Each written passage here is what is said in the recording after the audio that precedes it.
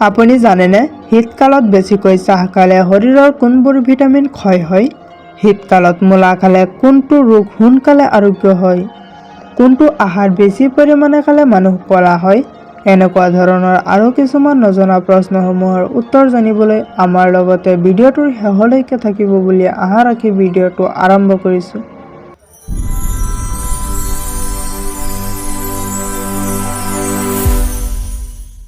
আজিৰ প্ৰথম প্ৰশ্নটো হৈছে মানুহৰ কোনটো অংগ 16 বছৰৰ পিছত বৃদ্ধি নহয়? অপশ্যনসমূহ হৈছে ক কাণ, খ নাক, গ দাঁত, ঘ হাড়।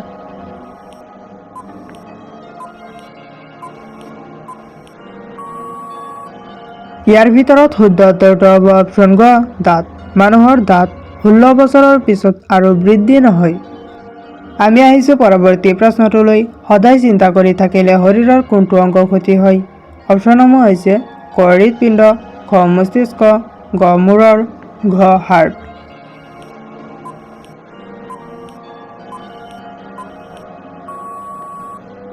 ইয়াৰ ভিতৰত শুদ্ধ উত্তৰটো হ'ব অপশ্যন খ মস্তিষ্ক।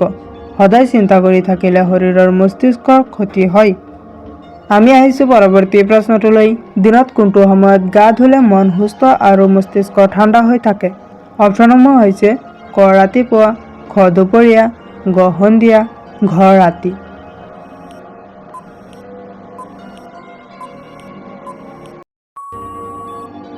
ইয়াৰ ভিতৰত শুদ্ধ উত্তৰটো হ'ব অপশ্যন ক ৰাতিপুৱা। ৰাতিপুৱাৰ সময়ত গা ধুলে মন সুস্থ আৰু মস্তিষ্ক ঠাণ্ডা হৈ থাকে। আমি আহিছোঁ পৰৱৰ্তী প্ৰশ্নটোলৈ। মাকৈ খালে কোনটো বেমাৰ দ্ৰুত ভাল হয়? অপশ্যনসমূহ হৈছে ক কেঞ্চাৰ, খ হৃদৰোগ, গ ডায়েবেটিছ, ঘ ৰক্তহীনতা।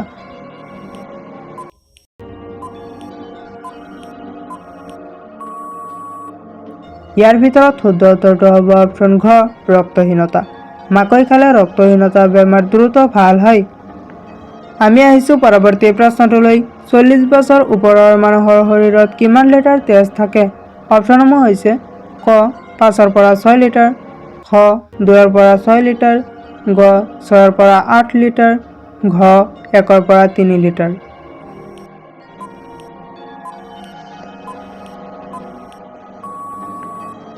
ইয়াৰ ভিতৰত শুদ্ধ উত্তৰটো হ'ব অপশ্যন ক 5 পৰা 6 লিটাৰ। 40 বছৰ বয়সৰ ওপৰৰ মানুহৰ শৰীৰত 5 পৰা 6 লিটাৰ তেজ থাকে। আমি আহিছোঁ পৰৱৰ্তী প্ৰশ্নটোলৈ। সুস্থ থাকিবলৈ এজন ব্যক্তিয়ে প্ৰতিদিনে কিমান সময় খোজ কাঢ়িব লাগে?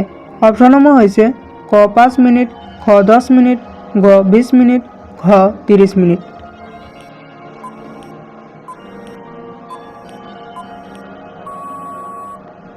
ইয়াৰ ভিতৰত শুদ্ধ উত্তৰটো হ'ব অপশ্যন ঘ 30 মিনিট। সুস্থ থাকিবলৈ এজন ব্যক্তিয়ে প্ৰতিদিনে 30 মিনিট সময় খোজ কাঢ়িব লাগে। আমি আহিছোঁ পৰৱৰ্তী প্ৰশ্নটোলৈ। কোনটো গছৰ পাত খালে মুচুকা খোৱা দ্ৰুত কমি যায়? অপশ্যনসমূহ হৈছে ক ছালকুঁৱৰী, খ নগাটেঙা, গ কঁঠাল, ঘ মধুৰিআম।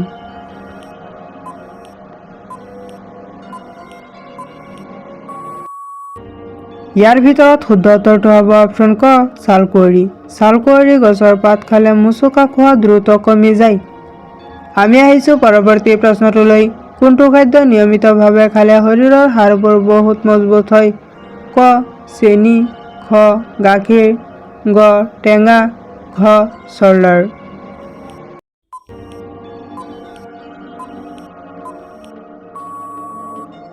ইয়াৰ ভিতৰত শুদ্ধ উত্তৰটো হ'ব অপশ্যন খ গাখীৰ। নিয়মিতভাৱে গাখীৰ খালে শৰীৰৰ হাড়বোৰ বহুত মজবুত হয়। তোমালোকৰ পৰৱৰ্তী প্ৰশ্নটো হৈছে আমি আহাৰ কিমান বাৰ চোবাই খাব লাগে? অপশ্যনসমূহ হৈছে ক 10 বাৰ, খ 20 বাৰ, গ 30 বাৰ, ঘ 50 বাৰ।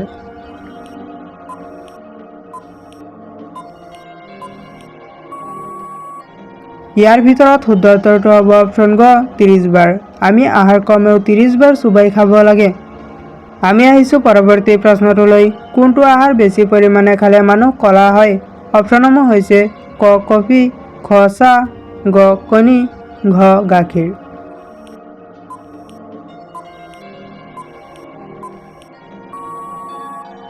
ইয়াৰ ভিতৰত শুদ্ধ উত্তৰটো হ'ব অপশ্যন খ চাহ। চাহ বেছি পৰিমাণে খালে মানুহ ক'লা হয়। আমি আহিছোঁ পৰৱৰ্তী প্ৰশ্নটোলৈ। কণী বেছিকৈ খালে কোনটো ৰোগ হোৱাৰ সম্ভাৱনা থাকে? অপশ্যনসমূহ হৈছে ক ডায়েবেটিছ, খ কৰ্কট, গ হাঁপানি, ঘ হৃদৰোগ।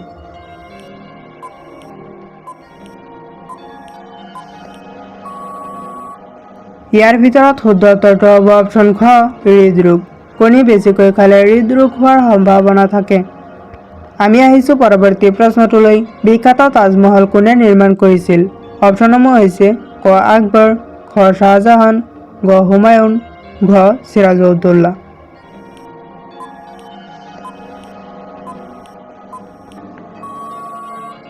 ইয়াৰ ভিতৰত শুদ্ধ উত্তৰটো হ'ব অপশ্যন খ শাহজাহান। বিখ্যাত তাজমহলখন শাহজাহানে নিৰ্মাণ কৰিছিল। আমি আহিছোঁ পৰৱৰ্তী প্ৰশ্নটোলৈ। বিশ্বৰ কোনখন দেশত তিনিটা ৰাজধানী আছে? অপশ্যনসমূহ হৈছে ক জাপান, খ মালয়েছিয়া, গ ইণ্ডোনেছিয়া, ঘ আফ্ৰিকা।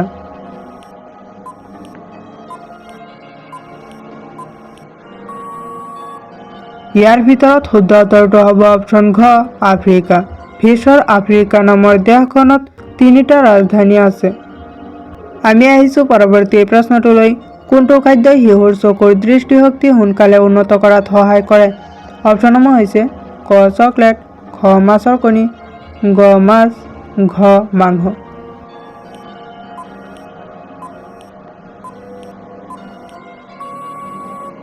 ইয়াৰ ভিতৰত শুদ্ধ উত্তৰটো হ'ব অপশ্যন খ মাছৰ কণী।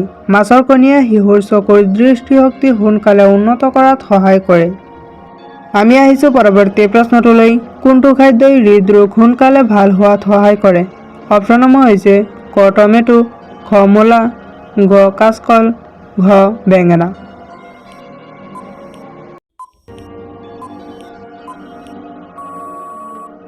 ইয়াৰ ভিতৰত শুদ্ধ উত্তৰটো হ'ব অপশ্যন গ কাচকল। কাচকলে হৃদৰোগ সোনকালে ভাল হোৱাত সহায় কৰে। আমি আহিছোঁ পৰৱৰ্তী প্ৰশ্নটোলৈ। শীতকালত মূলা খালে কোনটো ৰোগ সোনকালে আৰোগ্য হয়? অপশ্যনসমূহ হৈছে ক জণ্ডিছ, খ আলচাৰ, গ কৰ্কট ৰোগ, ঘ ডায়েবেটিছ।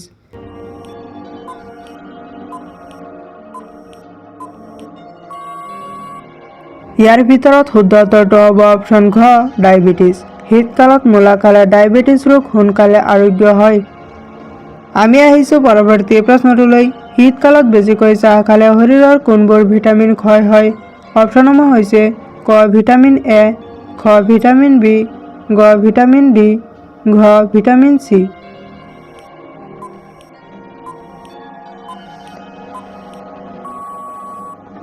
ইয়াৰ ভিতৰত শুদ্ধ উত্তৰটো হ'ব অপশ্যন গ ভিটামিন ডি। শীতকালত বেছিকৈ চাহ খালে শৰীৰৰ ভিটামিন ডি ক্ষয় হয়। আমি আহিছোঁ পৰৱৰ্তী প্ৰশ্নটোলৈ। পৃথিৱীৰ কোনখন দেশত মানুহে কাগজ আৱিষ্কাৰ কৰিছিল? ক চীন, খ জাপান, গ ভূটান, ঘ মেক্সিকো।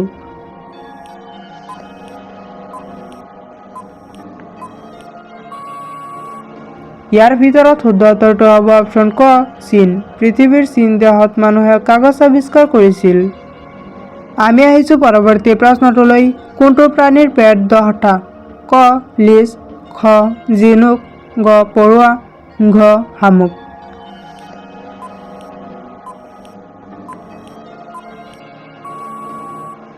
ইয়াৰ ভিতৰত শুদ্ধ উত্তৰটো হ'ব অপশ্যন ক লিচ। লিচ নামৰ প্ৰাণীৰ পেট 10টা। আমি আহিছোঁ পৰৱৰ্তী প্ৰশ্নটোলৈ। কোনটো ভিটামিনৰ অভাৱত শৰীৰ অত্যন্ত দুৰ্বল হৈ পৰে? অপশ্যনসমূহ হৈছে ক ভিটামিন এ, খ ভিটামিন বি, গ ভিটামিন কে, ঘ ভিটামিন ডি।